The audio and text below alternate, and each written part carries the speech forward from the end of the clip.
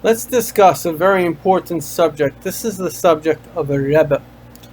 Now, everything in life begins at a source, at a fundamental point. All of matter at one time was this big, and it just divided outwards. We shouldn't say it just divided outwards. It was made into stars, into people. But all of matter, we know now, is basically the size of a single electron. It's basically the same energy in different... No, electron creates a cloud, and these different clouds take up space, but they're not that big in size.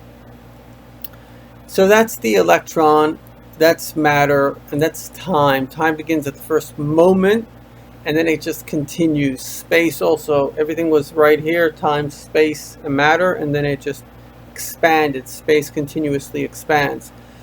And so the bottom line of life is that it's all good because everything has a fundamental source.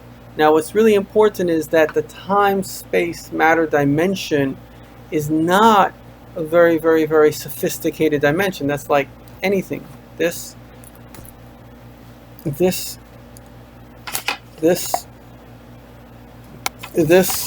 it's all simply physical things, and these physical things, all they do is they exist.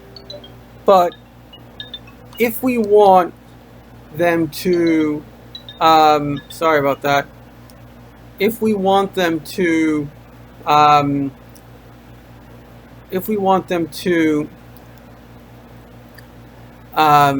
basically exist for a long time, that's not up to us. That comes from the property that they are. So something like this will biodegrade, right?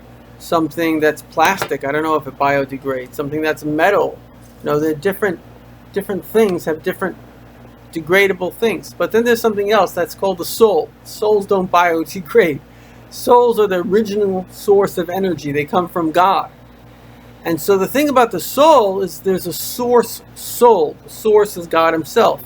And then there are like sub-sources. There's a source, like it says about Jacob, that every single Jew from the past, I guess from his time, because that's when the Jewish people started, Abraham, Isaac, Jacob, went forward. Every Jew is from him, but they're also from his soul. They're subcategories of his soul.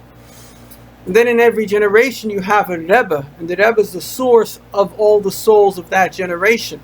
And of course, in our generation, it's the Lubavitch Rebbe, and as you connect to that source, you're imbued with his energy, and that energy gives you everything you need. It gives you happiness, and it gives you life, and it gives you health.